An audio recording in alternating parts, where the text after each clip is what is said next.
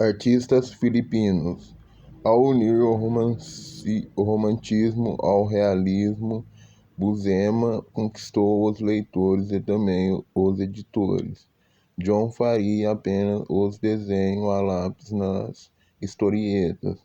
O acabamento com tintas nanquim era executado por outro artista, e os melhores a fazerem dupla com Buscema em Conan foram os desenhistas filipinos Alcala e Ernie Chan.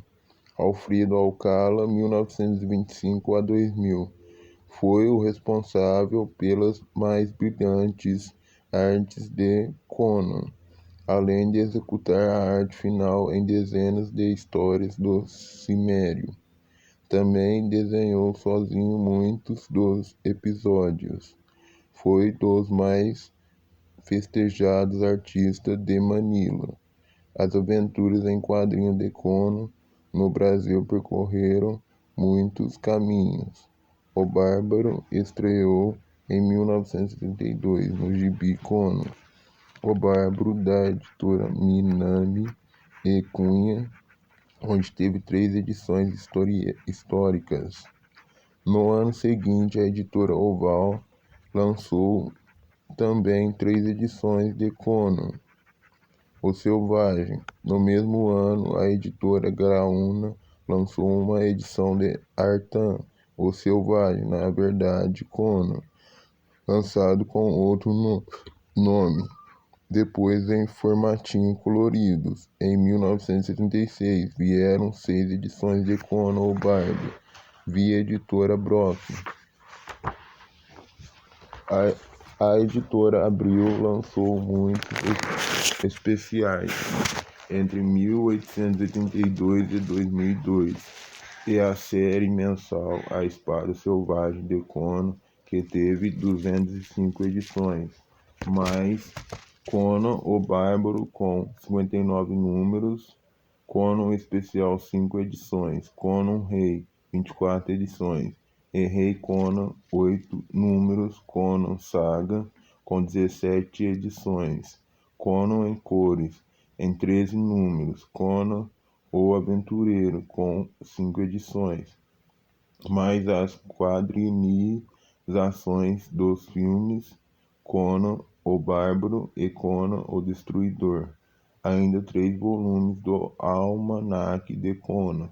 Também um especial em cores, escrito e desenhado Barry Windsor Smith, Conan vs Rúnico. Com o encerramento do contrato da Abril, Conan passou a ser lançado mensalmente em 2003 pela Mitos, em dezenas de edições especiais e depois de muitos anos, quando as aventuras do Cimério foram rareando sob o selo da editora. Lançaram em 2011 o álbum em capa dura, Conan o Libertador, com 496 páginas, em que compila obras de períodos distintos, com trabalhos de John Buscema e Jim Kenney, em parceria com os arte-finalistas Tony De Zuniga, Joe Rubinstein, Rick Briante e Carlos Jansson. Os roteiros são de Roy Thomas. No formato livro, Conan o Cimério, em 2 volumes, lançado pela editora Conrad em 2006, completou uma ausência para os fãs do Bárbaro, com os contos originais de Howard, na mesma ordem em que foram escritos, além de rascunhos e outras anotações do próprio criador do personagem, onde é mostrado o Cimério do modo como seu criador o imaginou, em suas mais diferentes facetas: o Conan ladrão, o Conan pirata, o Conan rei, todos em histórias escritas no estilo intenso, épico e sombrio que tornou Robert uma lenda entre os fãs de aventuras e fantasia. John Buscema, o desenhista preferido dos fãs de Conan, ao ser enterrado em 2002, levou uma pena em sua mão, como havia pedido aos familiares. Estava com apenas 74 anos. Foi batizado como Giovanni Natali Buscema e tido como um dos pilares da Marvel Comics. Seu irmão mais novo, Saul Buscema, desenhou quadrinhos. John encantou a todos quando voltou para Marvel. Em Vingadores e Surfista Prateado, para brilhar ainda em Quarteto Fantástico e Thor, e enfim assumir como titular em Conan a partir da edição 25 em 1973, para encantar ainda mais no ano seguinte, quando estreou a revista Savage Sword of Conan, ilustrando mais de 100 edições, realizando ainda as tiras diárias e páginas dominicais para jornais, para em 1978 lançar o álbum The Art of John Buscema, mesmo ano em que foi publicado a Bíblia dos desenhistas de super-heróis, Autodraw Comics, The Marvel Y, com desenhos seus e textos de Stan Lee, entrando em 2002 para o notório Will Eisner Comic Book Hall of Fame. Buscema começou nos quadrinhos aos 21 anos, desenhando histórias policiais, românticas e de faroeste para a Atlas, Team L, Marvel, Apache Kid e Lorna. Rainha das Selvas forma alguns dos personagens deste período. Logo após a Segunda Guerra, nos anos 50, fez adaptações de romances e filmes, desenhando a série do cowboy Hal Rogers. Em 1956, desenhou seu primeiro super-herói, Nature Boy, que ele criou em parceria com Jerry Siegel, o criador de Superman. Dos trabalhos que mais se orgulhou foram duas gráficas novelas que escreveu e desenhou nos anos 90, uma de Conan e outra de Wolverine, personagem que desenhou em gibi regular por um bom período. Eu gosto de desenhar épicos, não tenho restrições quanto a malditos automóveis e arranha-céus. Eu posso criar qualquer coisa que venha à minha imaginação. O que me atraiu a fazer Conan foi a liberdade. Eu poderia fazer qualquer coisa com os edifícios e criar fantasias nos super-heróis, mas eu não gosto de desenhar coisas mecânicas. Eu gosto de figuras animadas, de vida, gosto de desenhar o Conan. É algo que eu não tinha feito antes e amei os livros. Robert, eu caí de amor por eles. Assim, devorei os poquetes, então me ofereci para o gibi, declarou o artista ao roteirista Roy Thomas em uma entrevista no início dos anos 2000.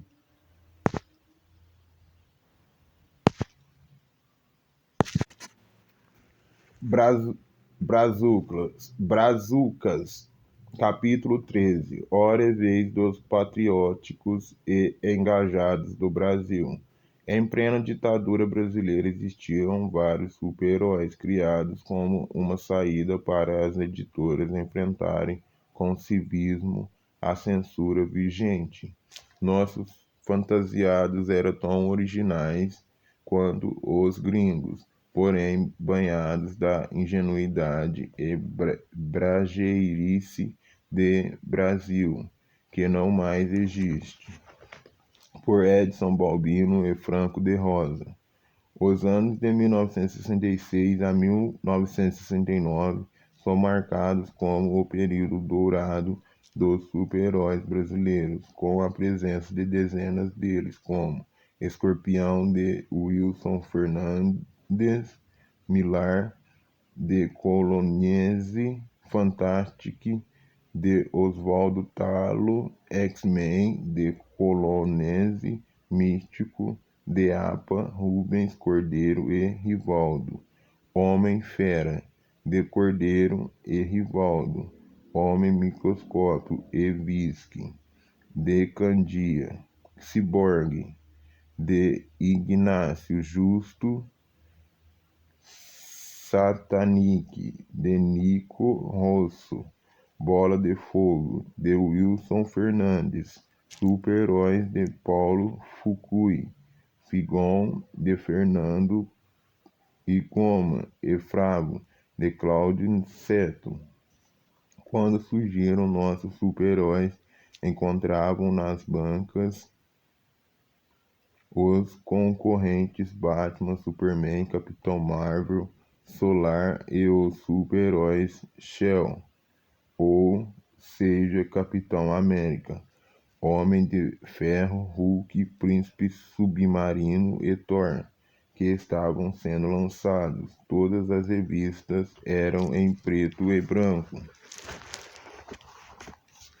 Tinham tiragens semelhantes e preços competitivos, ou seja, deu para estabelecer uma competição saudável.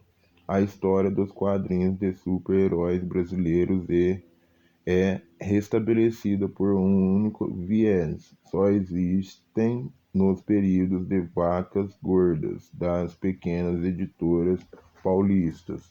Desenhar super-heróis é o primeiro sonho de qualquer desenhista do Ocidente, devido à influência que recebe da invasão de quadrinhos americanos por toda sua infância. Acontece que o quadrinho americano, como produto industrializado, é imbatível em qualidade e preço. Os super-heróis Marvel chegaram ao Brasil em 1967, na onda dos desenhos animados, camisetas, brinquedos e o patrocínio da Shell.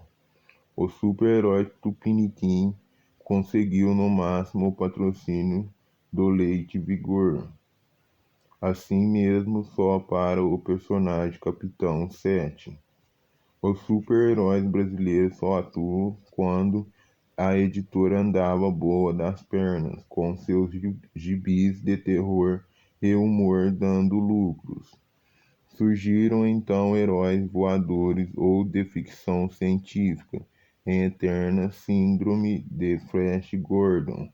A execução ocorreu no período de 1967 a 1968, quando os editores visualizaram um novo mercado entrando na onda promovida pela Shell. Audaz, o pioneiro do gênero, com certeza é Audaz, o Demolidor, também chamado de O Demolidor, um poderoso robô gigantesco comandado pelo brilhante cientista Dr. Bloom e seus amigos Gregor e o menino Jacques Ennis. Segundo o estúdio Paulo S. Campos, Audaz foi criado pelo exímio desenhista Messias de Mello, sendo lançado em maio de 1939, na edição número 509 do Semanário Gazetinha, suplemento infanto-juvenil do Jornal Paulista. A Gazeta Audaz foi publicado totalmente em cores, configurando um marco para a época. Os argumentos foram de Aruon Moura, ao contrário, e os brilhantes desenhos do próprio Messias. O primeiro robô dos quadrinhos norte-americanos foi Bozo, The Iron Man, de George Brennan para a Quality Comics em 1940. O Japão, país tradicional em criar ficções com robôs gigantes, tem a primazia desse gênero no mangá. Kagaku Senji New York ni Shutsugen Su, ou O Guerreiro da Ciência, aparece em Nova York, produzido por Ryuichi Yokoyama em 1943, uma história em que um robô gigante ataca os Estados Unidos em plena Segunda Guerra Mundial. Porém, a literatura especializada mundial atribui a Go Nagai e seu Mazinger Z década de 1970 o mérito de ter sido o primeiro robô gigante pilotado, ao invés de ter inteligência própria ou ser controlado à distância, como era mais comum até então. Ideia similar havia aparecido em outro mangá, desta vez de Mitsutero Yokoyama, do clássico Robô Gigante, em 1969. Mas antes de todos eles, vemos que Audaz também era pilotado, mas com uma sala de controle cheia de botões e alavancas que, acionados, faziam-no se mover. A sala de controle era localizada numa cúpula de vidro no topo da cabeça do robô. Parece improvável que tenha havido plágio, o que não tira o absoluto pioneirismo de Audaz. Conclusão: o Brasil criou o primeiro robô pilotado dos quadrinhos no mundo, e é absolutamente inacreditável que ninguém dê os devidos e justos créditos. Em verdade, a tendência brasileira é sempre conferir louros de vitória aos Estados Unidos, sem nem ao menos pesquisar as raízes dos fatos e tampouco a história, informou Ribeiro, concluindo.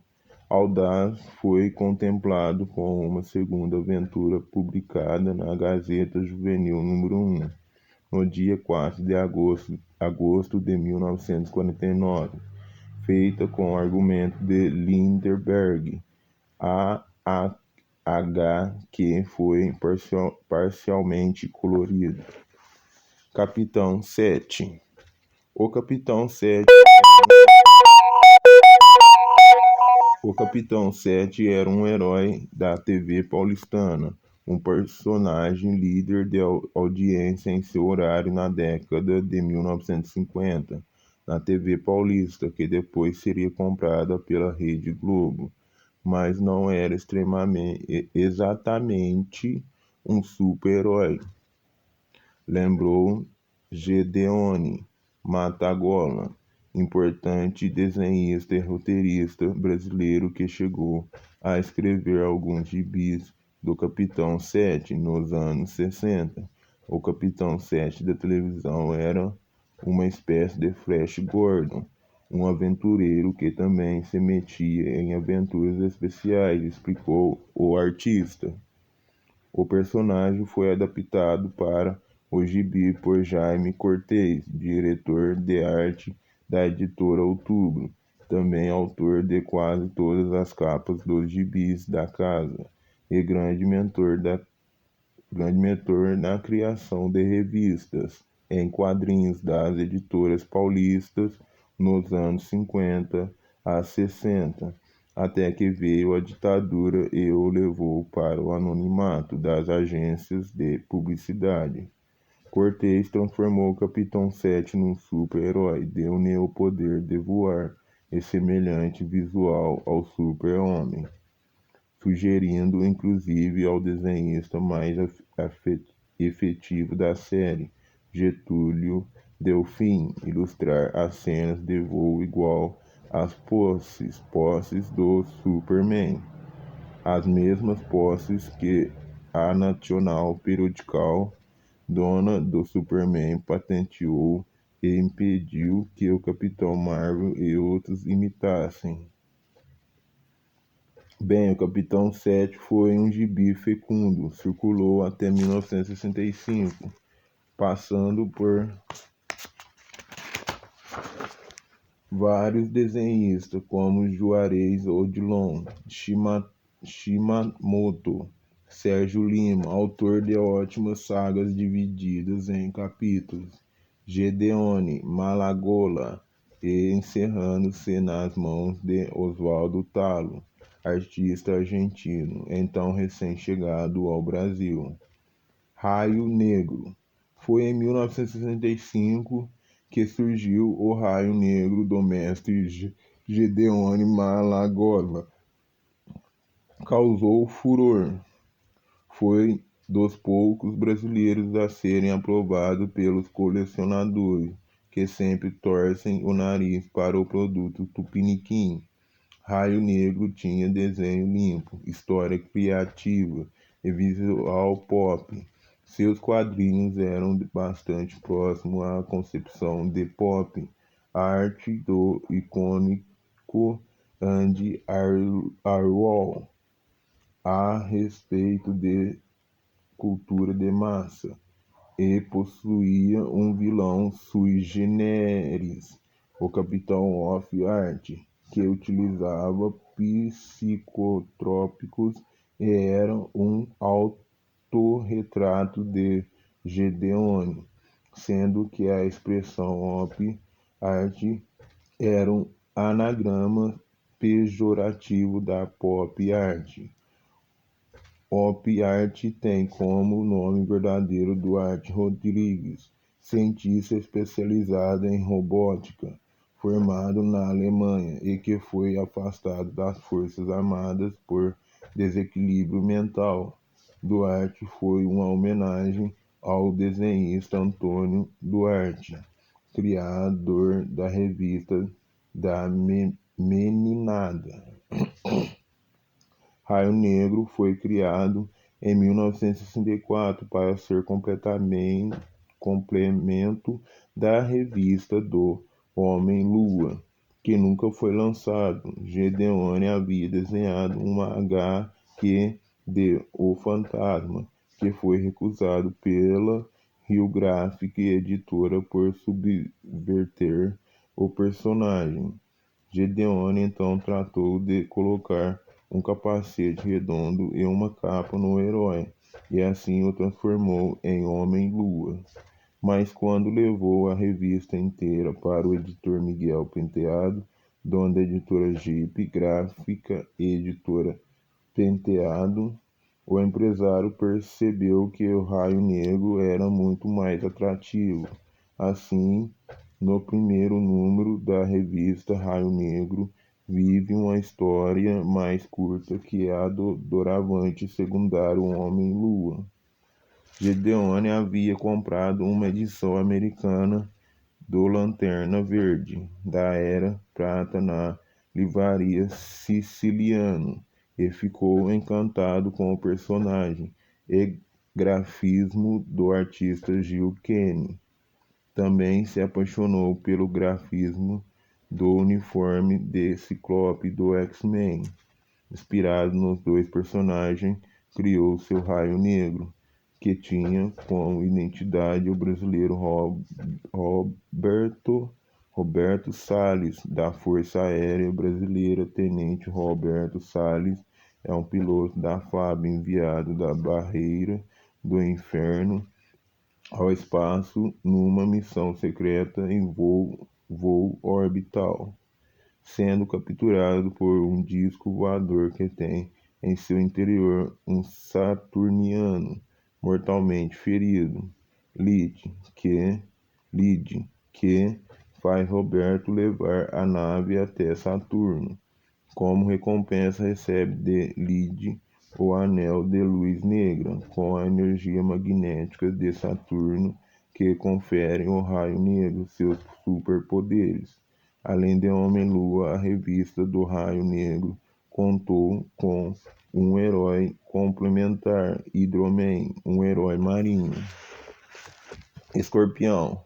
A editora Taika lançou Millar, Satanic, Fantastic, Escorpião, Visg, Bola de Fogo e Cyborg, antes do Homem de 6 milhões de dólares da TV.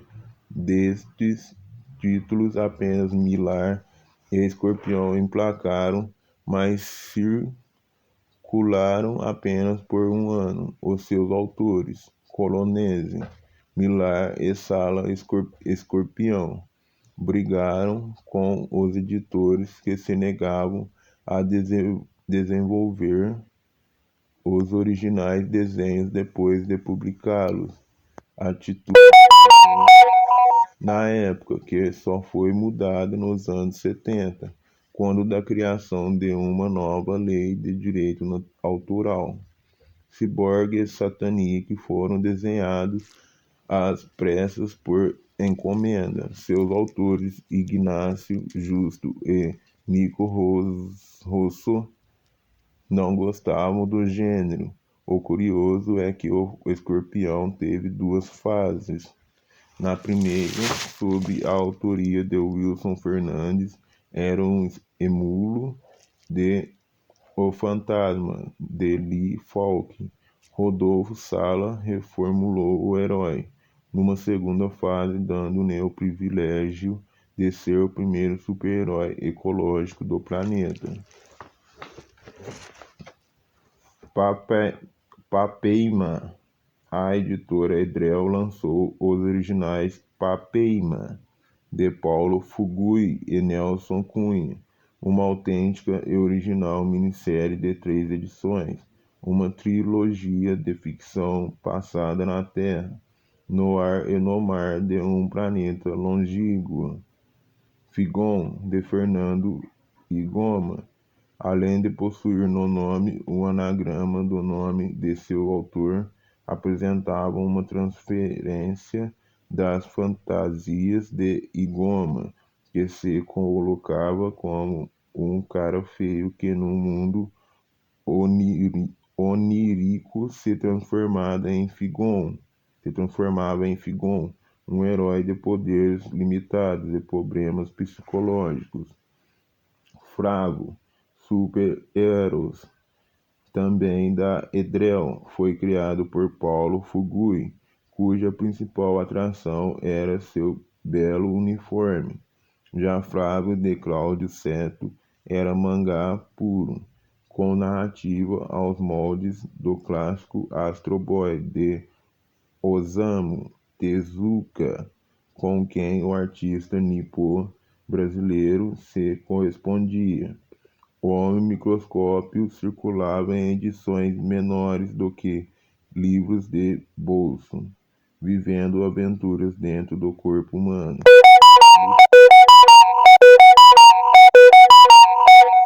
lutando contra bactérias e germes. Uma série bastante original que até pegava pelo excesso de didatismo. Foi publicado em 1967, uma obra absolutamente autoral do desenhista Mário R. Candia, através da editora Candia. O diminuto personagem atua no mundo microfísico. Candia foi original até mesmo na maneira de apresentar seu personagem. O herói foi localizado pelo cientista Dr. Arnold quando buscava a cura para um paciente seu, e vislumbra esta forma humanoide atuando no interior do corpo humano em questão. Após o contato, formam parceria e interagem de forma a curar o paciente no confronto com as bactérias e vírus. Palavras do estúdio DHQ Lancelot. O Judoka, criado às pressas para substituir o personagem Judo Mater da Charlton Comics, que deixara de ser produzido nos EUA. O Judoka, da editora Ebal, no entanto, recebeu grande aceitação. Circulou de 1968 a 1973 e até virou filme de cinema estrelado por Pedrinho Agnaga, que venceu um concurso e teve como o homem mais bonito do Brasil. A origem do judoca apresenta Carlos da Silva, um jovem que salva um senhor oriental de ser atropelado por um caminhão. Logo descobre que esse homem é o mestre em judô Minamoto, que em agradecimento decide lhe ensinar as técnicas do judô. Carlos se torna o judoca e com o tempo sua namorada Lúcia também passou a treinar judô e lutar a seu lado em aventuras por todo o país. Aliás, este foi um dos principais motes da série: apresentar o personagem envolvido com o crime nas diferentes capitais e incentivar o conhecimento de geografia aos leitores. Outra importante característica desta série é a imensa quantidade de desenhistas brasileiros que participavam dela. Cada edição era desenhada por um nome diferente, sendo que Mário Lima foi o que atuou mais vezes. São dele os desenhos da história em que a taça Jules Rimet foi roubada, ou seja, o roteirista Pedro Anísio ateviu um fato que infelizmente viria a ocorrer poucos anos depois. Em Judoca também encontramos obras assinadas pelo arquiteto FAAF, Fernando Hermeto, que revolucionou a narrativa gráfica dos quadrinhos brasileiros. Fera. Gordon Guitar vivia na Jovem Guarda. Sua identidade secreta era a do próprio Roberto Carlos, ou melhor, um sócia dele chamado Carlos, auxiliado por um mordomo, um herói que era uma brasa e que disparava mil trecos por sua guitarra e andava num carrão, criado por Rivaldo Amorim, APA e Rubens Cordeiro para a editora Graúna. Foi um dos grandes super-heróis da nossa era prateada dos gibis os anos 60. Os anos 60, segundo o estudioso de super-heróis Roberto Guedes, autor do livro Super-Heróis, da ópera gráfica editora, ocorreu a Tríade Graúna, quando o desenhista Rubens Cordeiro esteve envolvido na gênese e produção de super-heróis na editora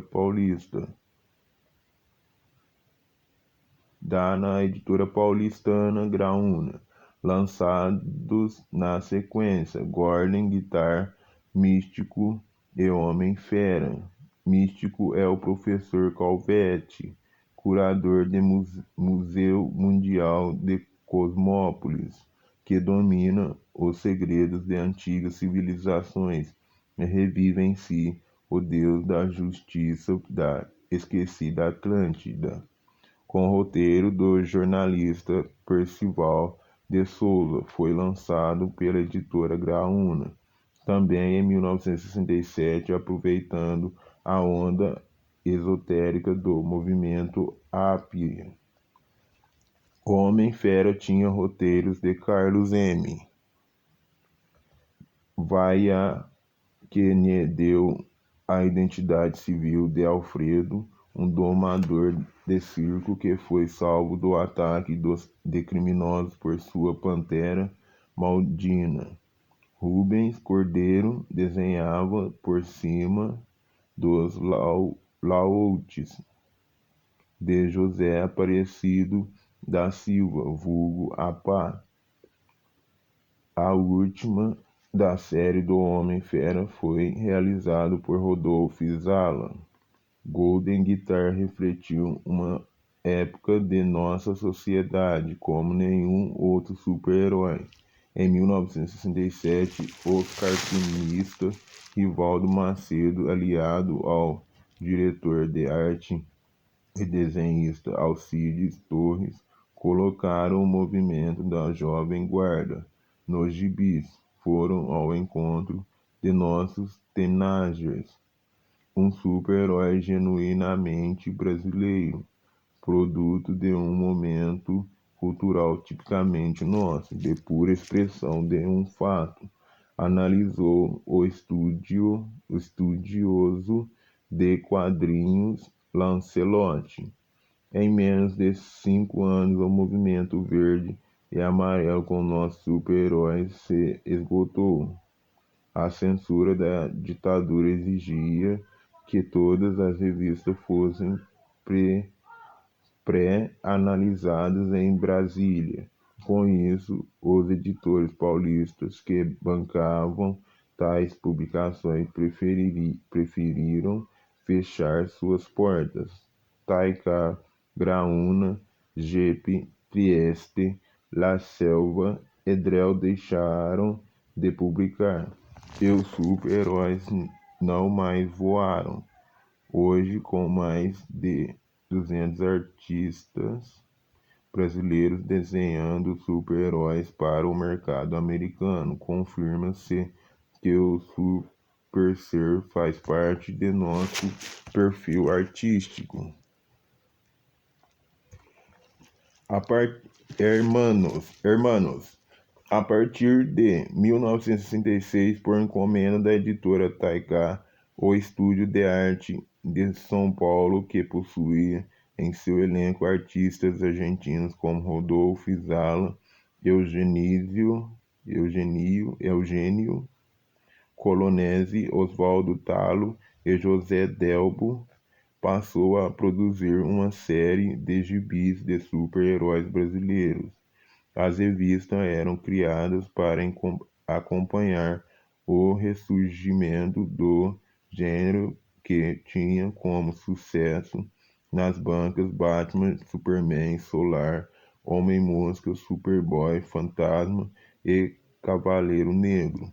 Com exceção do Superman e Superboy, todos os ídolos eram mascarados. Assim, os novos super-heróis brasileiros também nasciam com máscaras.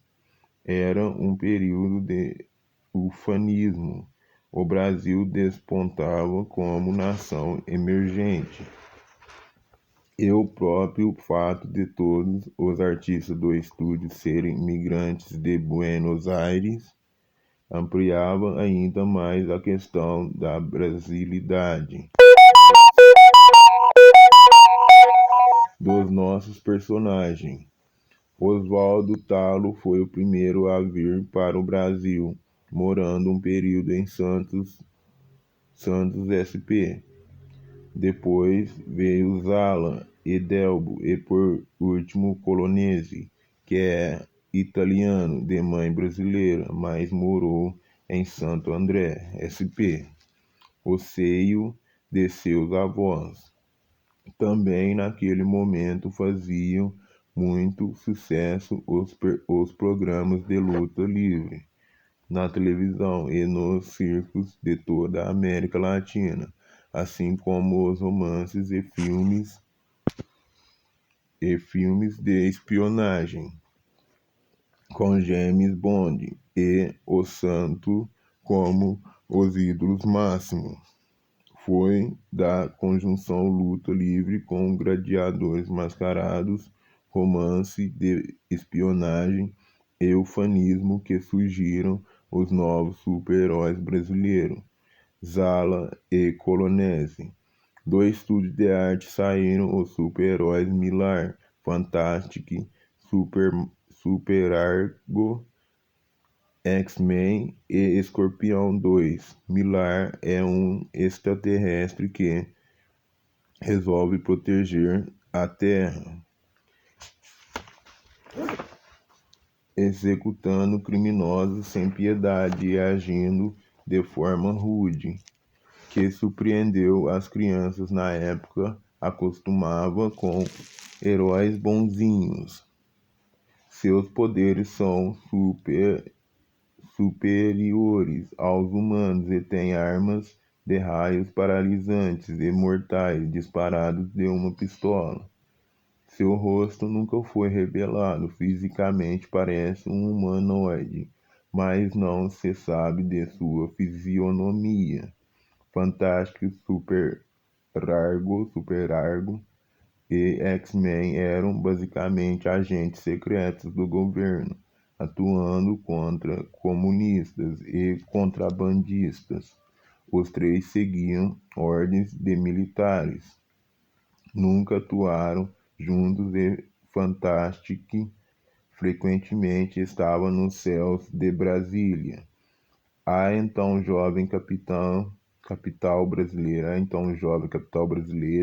cidade de grande destaque nos documentários em toda a América Latina por sua magnitude como símbolo da arquitetura moderna. Fantastic, na verdade, era uma versão cabocla de Mysteries, importante super-herói dos quadrinhos argentinos. Todas as suas aventuras foram desenhadas por Osvaldo Talo, com redação de Luiz Mério. O herói, além de voar com a ajuda de jatos no cinturão, lançava raios de vários graus de potência da fivela desde mesmo cinto. Galaxy. Super Argo não apresentava superpoderes. Resolvia tudo com perspicácia, investigação e sopapos. Era uma espécie de detetive mascarado que trabalhava para o governo. Muitas de suas aventuras foram desenhadas por Rubens Cordeiro, artista de Santana, bairro de São Paulo, SP, que se enturmou com Zala no estúdio de arte. Alguns roteiros de Super Argo foram escritos pelo garoto Luiz Carlos da turma da Casa Verde, outro bairro de São Paulo, que depois ficaria conhecido com o cartunista Luscar. X-Men nasceu com o nome de Galaxy em 1965, porém foi lançado no Brasil o automóvel Galaxy, que impediu o registro do nome do super-herói. Assim, o estúdio optou por mudar para X-Men, o agente misterioso. Isso porque a letra X sempre foi associada à questão do mistério. Existia o agente secreto X9 das novelas policiais dos anos 30, que ainda circulavam com sucesso no Brasil nos anos 60. Era o X-Men da questão. X-Men não tinha nada a ver com os X-Men da Marvel, que era absolutamente desconhecido no Brasil. Porém, X-Men não foi lançado em gibis, como os demais super-heróis do estúdio. Devido à confusão causada pelo nome Galaxy, a revista perdeu a onda dos super-heróis da Taiga, e o personagem acabou estreando num suplemento semanal de um jornal que era o veículo oficial do programa de TV Jovem Guarda, verdadeiro fenômeno dos anos 60, com o cantor Roberto Carlos capitaneando a onda regida pelo publicitário Carlito Maia. Amazônia. O Escorpião 2 foi uma segunda versão para um personagem que já circulava na editora Taiga. O herói foi criado por Wilson Fernandes e resultou uma cópia do Fantasma de Lee Falk. A King Factures, dona do fantasma, reclamou assim a Taiga, encomendou ao estúdio de arte uma modificação no personagem. Assim, o Escorpião foi reformulado e surgiu um uniforme verde e amarelo, às vezes atuando como cangaceiro em histórias de cunho mais para o terror. O herói utilizava uma lanterna de raios laser, que deixava uma queimadura em forma de escorpião na pele dos criminosos. Os colecionadores passaram a chamar de Escorpião 2, apenas para diferenciar as fases do herói. A revista nunca circulou com esta nomenclatura. A magia que envolvia estes super-heróis do estúdio de arte ficava mais por conta do visual do que pelas histórias em si.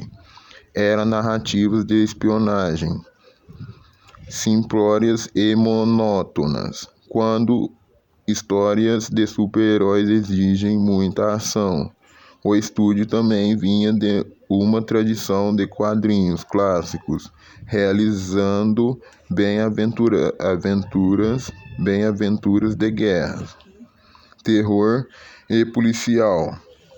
O super-herói não era a praia deles, assim apenas Miller e Escorpião 2, graças à originalidade de seus temas, foram bons gibis, prevalecendo Miller, que sempre apresentava personagens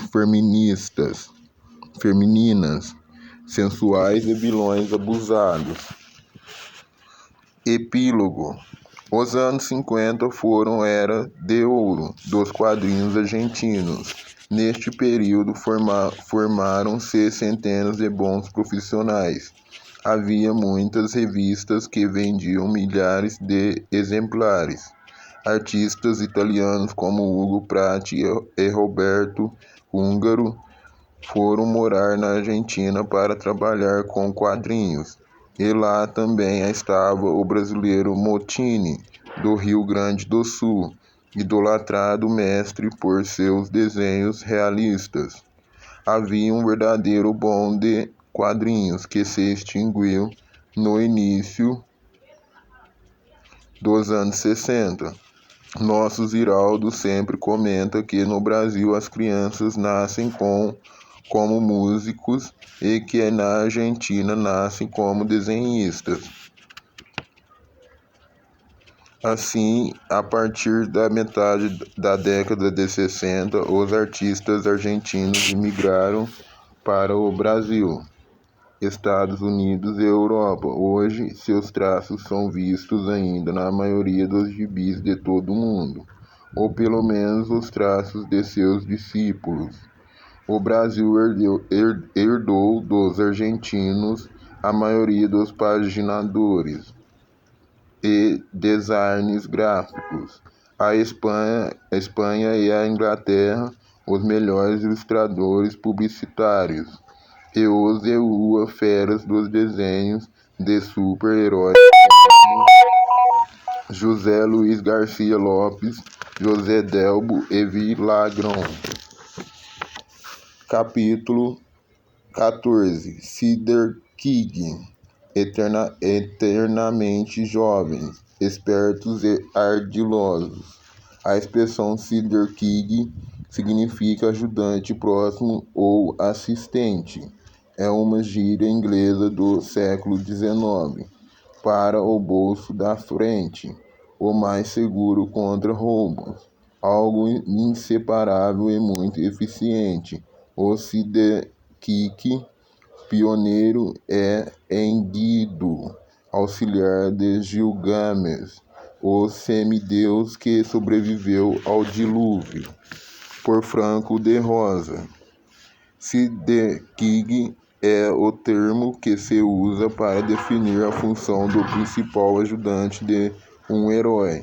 O mais famoso Sidekick é o Robin, um parceiro de armas, um secretário de campo, enfim, um companheiro confiável, como acontece com o Dr. Watson em Sherlock Holmes, nas aventuras da era vitoriana, ou ainda com João Pequeno, em relação ao lendário Robin Hood, do século XIII. Na era de ouro dos super-heróis, ter um Cybergeek era praticamente obrigatório, isso a partir do momento em que Batman adotou Robin em 1939, estabelecendo um protótipo para as dezenas de super-heróis que surgiram a seguir, assim como o fato da maioria dos defensores do bem usarem máscaras. Em 1936, antes de Robin, que só seria criado em 1940, havia um importante sidekick, Kato, parceiro do Besouro Verde, herói do seriado radiofônico, e também dos Pulps, que na sua identidade civil é Britt Wade, um milionário dono do jornal. O sentinela diário que se transformava no encapotado justiceiro, aos moldes de O Sombra. As missões encaradas por este herói contavam com a total eficiência de seu auxiliar, seu mordomo Kato, de origem oriental e mestre em artes marciais, Kato, na série de TV do Besouro Verde de 1966, foi vivido por ninguém menos que o ídolo do cinema Bruce Lee, também um filósofo e ícone da cultura pop. Depois dele, o parceiro Kato passou a ser mais importante que o herói. Aos moldes do Besouro Verde, surgiu em 1938 o Vingador Escarlate, o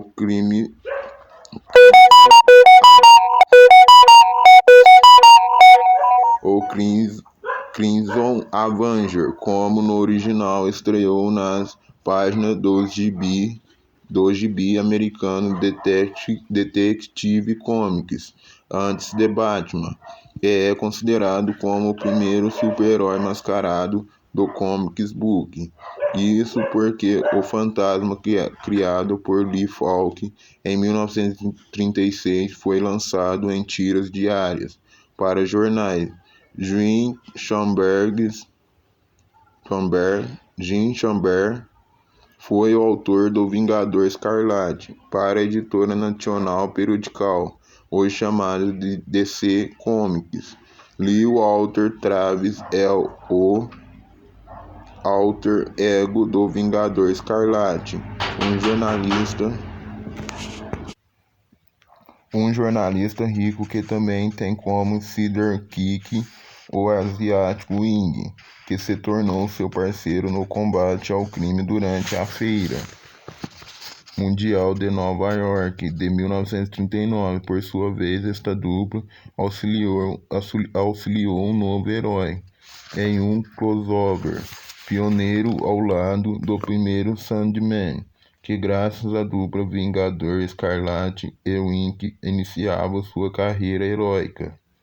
Wesley Dodds foi o Sandman da Era de Ouro. Era um vigilante mascarado sem superpoderes, metido num sobretudo, chapéu e máscara de gás. Usava uma arma que disparava gás do sono, sedando os criminosos. Esse Sandman ressurgiria na saga Sandman Teatro do Mistério em 1993, mas o original tinha como assistente o jovem Sandy, o Menino Dourado, que depois nas atualizações dos anos 90 seria o Sandy da Sociedade da Justiça. Sandman surgiu inspirado pelos sonhos de Dodds, que resolveu se dedicar ao combate de crimes, inspirado pela máscara de Morpheus de seus sonhos. Passou a usar uma máscara de gás como disfarce. Mestre em química, ele formulou um gás que nocauteava os criminosos. Com esse poder, Todd se tornou o Sandman. Logo ele revelou sua identidade secreta à sua namorada, Diane Belmonte e ao sobrinho dela, órfão de pai e mãe, Sanderson Hawkins, que se tornou seu sidekick. Sandy, o menino dourado. Sandy seria acidentalmente atingido por um raio disparado por uma máquina criada por Dodds, que o transformou em uma estátua de pedra.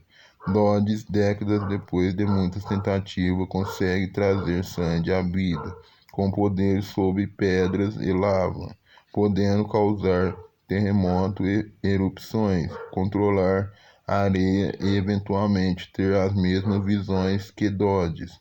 Na atualidade, ele é o novo Sandman. Entre 1942 e 1946, os notórios artistas Joe Simon e Jack Kirby reformularam Sandman, que deixava de usar o casacão verde para se fantasiar de roxo. Passa a agir com muita dinâmica, atuando contra o crime em uma metrópole ao lado de Sandy, o Garoto Dourado, em temas com elementos do fantástico na forma de sonhos, assombrando seus inimigos. Sandman e Sandy viveram aventuras tidas como as que exemplificam a perfeição das obras da dupla, repletas de cenas impactantes, com situações inusitadas e criativas, que deu à dupla o crédito de grandes talentos da década de 1940. Kirby, em 1974, novamente assumiria Sandman, mas agora sua identidade era Garrett Sanford, um cientista que trabalhava numa máquina para monitorar sonhos e passou a viver no domo dos sonhos, usando uma espécie de tubo ejetor para vir ao mundo real. Porém, os poderes de Sanford o conduziram à loucura e ao suicídio. Sandy Hawkins, o Sandy, após ficar décadas como uma figura de pedra, ao voltar à forma humana, recebeu como herança a fortuna e o arsenal de Wesley Dodds, o primeiro Sandman. Rico, o então adulto e poderoso Sandy financia a Sociedade da Justiça da América, onde passa a ser o seu líder e assume o codinome de Sandy Areia. Porém, Sandy vive pesadelos proféticos e atormentadores como tinha Dodds. Afinal, Sandy ficou petrificado por 40 anos e sonhando, retornando ao mundo transformado, podendo transformar seu corpo em areia, usando seus poderes das mais surpreendentes formas. Mr. Escarlate e Ping eram uma dupla de super-heróis bastante cultuada no Brasil na década de 1940, com suas pistolas de raios vermelhos lutando contra o Homem-Sol, em aventuras que eram publicadas na revista em quadrinhos O Guri, a de maior apelo no Brasil por ser colorida. Mr. Escarlate e Pink ainda hoje são lembrados pelo cartunista Ziraldo como seus personagens preferidos de infância. Eram traduzidos pelo escritor, cartunista, contista e dramaturgo Miller Fernandes. No início da carreira, Mr. Escarlate tem como identidade secreta Brian Butler. Estreou no gibi On Comics 1 em 1940, da Farset Comics, a mesma editora do Capitão Marvel. Foi criado por Francis Heron e Jack Kirby. É impressionante o envolvimento de Kirby com a maioria dos super-heróis importantes em diferentes editoras entre as décadas de 1940 e 1990. Pink, o menino mágico era o parceiro mirim de Mr. Escarlate. Como era de praxe, Pink também era um órfão adotado pelo herói. O pai biológico do menino era um fora da lei, um tema recorrente entre outros sidequicks, até mesmo em relação ao Robin dos anos 90. Os melhores parceiros juvenis dos super-heróis, sem dúvida, Robin, o eterno menino prodígio, é o que se destaca. Foi um personagem constante desde sua estreia até 1970, ao lado de Batman, quando vai para o colégio e passa a atuar sozinho ou em parceria com a Batgirl, quando a DC revitaliza seus quadrinhos, reformulando até Superman. Dick Grayson teve sua família assassinada a mando de um gangster. O milionário Bruce Wayne, que investigava o caso, levou Dick sob sua tutela.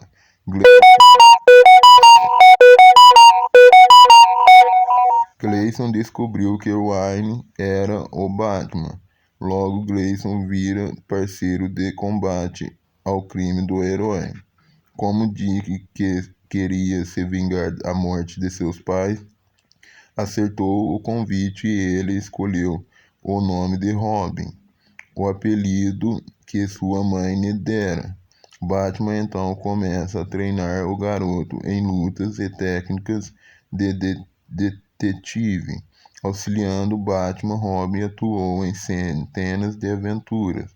Ao entrar na faculdade, Dick luta sozinho ou com Batgirl contra os criminosos, se torna o líder dos Titãs. Depois, mais crescido, adota a identidade de Asa Noturna, depois de treinar em diferentes partes do mundo, inclusive o Himalaia, onde aprende a voar com asas especiais. Na atualidade, Dick Grayson é o Batman. Depois da saga Crise Infinita de 2007, Dick Grayson, Asa Noturna, vivia aventuras interessantes no grupo Renegados. Então surgiu o escritor Grant Morrison, assumindo as reformulações em Batman. Na saga Descanse em Paz, Dick Grayson é chamado para ajudar e ocorre o desaparecimento de Wayne. Gotham City fica um caos, mas Dick se recusa a assumir a identidade do pai adotivo. O Batman, porém, os Robins que vieram depois de Dick, o despreparado Tim Drake e o psicótico Jason Todd o fazem então Grayson resolve assumir como um homem-morcego e derrota o alucinado Jason Todd. Desta maneira, Dick Grayson passa a estrelar duas revistas, a tradicional Batman e uma nova série, Batman e Robin, na qual o novo Robin é agressivo e prepotente, porém muito inteligente. Damian, filho de Bruce Wayne. Damian Wayne é o quarto Robin, diferente de Dick Grayson, Jason Todd e Jim Drake, que são filhos adotivos. Damian é um dos filhos biológicos de Bruce Wayne, com Talia al Ghul, filha do vilão Ra's al Ghul. Os quadrinhos atuais, no entanto, nos apresentam um novo tipo de Sidekick, It-Girl, da meteórica série Kick-Ass, treinada por seu pai para matar e enfrentar qualquer dificuldade, e ao se associar a Kick-Ass, que praticamente o ensinou a lutar, foi quem fez dele um caçador de criminosos. Juntos encararam o combate ao crime. Em troca, ele a prepara para ser uma menina normal. Witch Girl é uma criança de 11 anos, tida como uma implacável máquina de guerra. Kid Flash, sobrinho do velocista Flash. Kid Flash é o alter ego de Ali West. Ele, após sofrer um acidente com os mesmos produtos químicos que transformaram seu tio em Flash, virou o Kid Flash. Com Dick Grayson, ele se juntou ao grupo Turma Titãs, os jovens super parceiros dos super-adultos. Wally, doente por um tempo sem poderes, deixou a carreira de herói, mas com a morte de seu tio, viria a se tornar o novo Flash, sendo que após derrotar seu maior inimigo, o Professor Zoom, ele conseguiu ganhar mais poderes, podendo quebrar a barreira da luz e do som e transferir energia cinética a outros objetos e pessoas, e também capturar tais energias.